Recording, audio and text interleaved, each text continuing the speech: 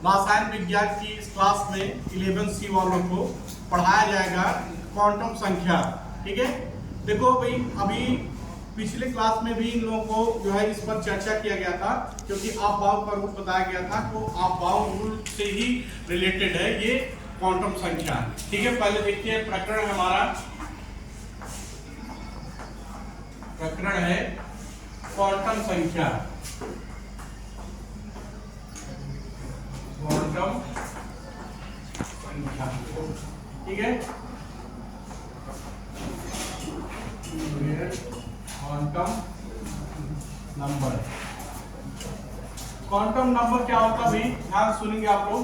देखिए जैसे किसी परमाणु में, ठीक है, आप कह सकते हैं किसी परमाणु में इलेक्ट्रॉनों की स्थिति, ठीक है, किसी परमाणु में इलेक्ट्रॉनों की स्थिति तथा ऊर्जा को, ठीक है, इलेक्ट्रॉनों की स्थिति तथा ऊर्जा को प्रदर्शित करने के लिए हम जिन संख्याओं का प्रयोग करते हैं उन्हें क्वांटम संख्या कहते हैं।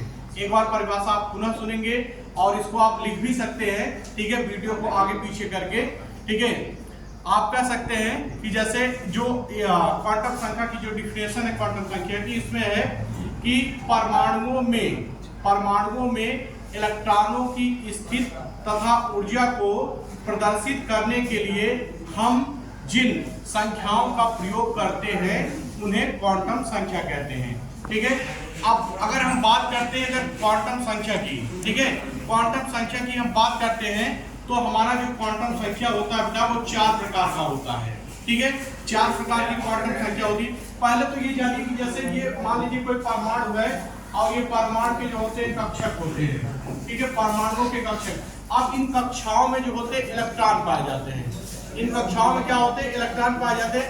अब इनकी हमको स्थिति को समझने के लिए हम क्वांटम संख्याओं का प्रयोग करते हैं कि हमारा जो इलेक्ट्रॉन है वह किस कोष में है, किस कक्षक में है, कहां पर पाया जाता है। ठीक है, उन्हीं चीजों के विषय में हम इसमें आपको विस्तार से बता रहे हैं।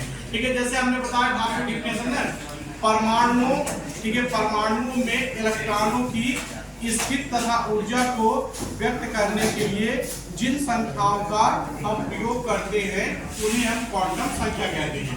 अब देखिए क्वांटम संख्या के प्रकार की अगर हम बात कर रहे हैं तो क्वांटम संख्या बेटा जो होती है वो 4 प्रकार की होती है। पहले चारों के नाम आप सुन लीजिए एक बार अच्छे से, तब इसको आगे बता रहे हैं। देखिए भाई 4 क्वांटम संख्या होती है। पहला हो गया आपका मुख्य क्वांटम संख्या। पहला कौन सा हो गया, मुख्य क्वांटम संख्या, इसको कहते हैं प्रिंसिपल क्वांटम नंबर। और दूसरा हो गया आपका दिगंशी क्वांटम संख्या। ठीक है, दूसरा हो गया दिगंशी क्वांटम संख्या, जिसको आप कह सकते हैं एजीमुथल क्वांटम नंबर। ठीक है, और तीसरा हो गया आपका चुंबकीय क्वांटम संख्या। तीसरा आपका कौन सा हो गया, चुंबकीय